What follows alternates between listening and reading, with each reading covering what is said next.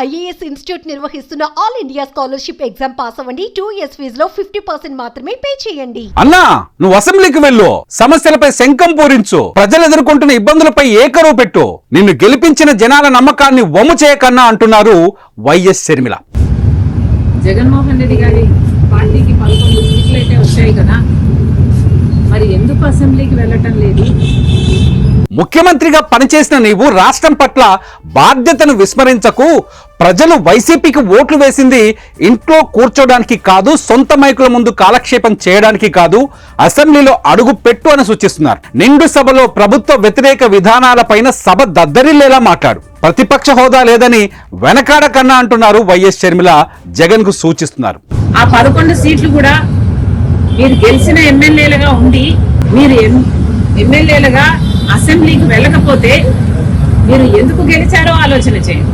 11 మంది ఎమ్మెల్యేలు ఉన్నా మీరు ప్రజాపక్షం అనిపించుకునేలా ముందుకు వెళ్ళాలి. అసెంబ్లీకి వెళ్ళకపోతే నీకు నాకు తేడా ఏముందన్నా?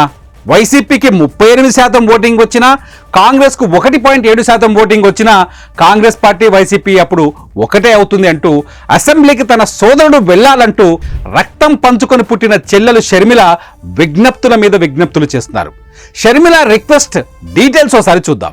మాకు ఎక్కువ ఓట్లు రాలేదంటున్నారు.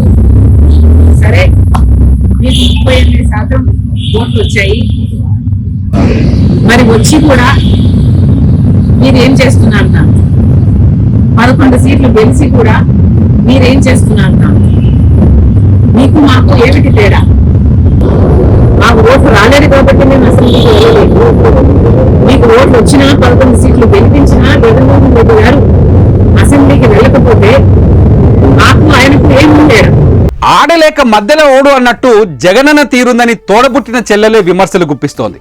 కూటమి ప్రభుత్వం అసెంబ్లీలో ప్రవేశపెట్టిన బడ్జెట్ బాగోలేదని జగన్ కంటే ముందు స్పందించింది తానేనని చెప్పిన షర్మిల 38% ఓట్ షేర్ ఉన్నా అసెంబ్లీకి పోకుండా వైసీపీని ఒక ఇన్సిగ్నిఫికెంట్ పార్టీగా మార్చిందని సెటైర్ వేశారు.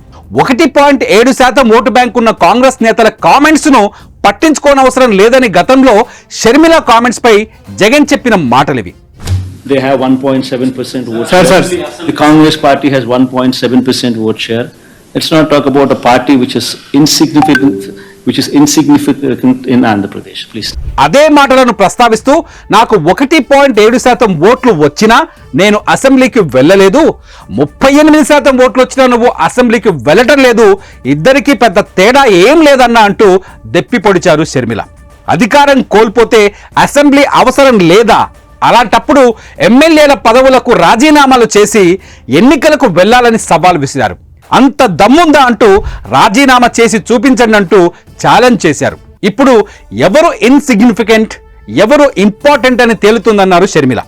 వైసీపీ ఎమ్మెల్యేలు వెంటనే రాజీనామా చేయాలన్నారు, లేదా దమ్ముంటే అసెంబ్లీకి వెళ్లి బడ్జెట్ మీద చర్చించాలన్నారు. చంద్రబాబు సూపర్ 6 పథకాలకు నిధుల కేటాయింపులపై నిలదీయాలన్నారు షర్మిల.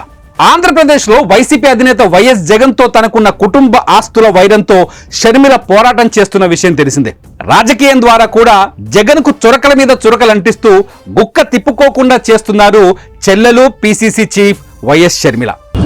ఒకప్పుడు ఏ రాజశేఖర రెడ్డి గారి కొడుకుకైతే అవకాశం ఇవ్వాలని 151 సీట్లను మీకు ఇచ్చారో అదే ప్రజలు మిమ్మల్ని ఓడించి 11 సీట్లు మీకు ఇచ్చారు అంటే ఎందుకు ఇచ్చారో ఆలోచన చేయండి.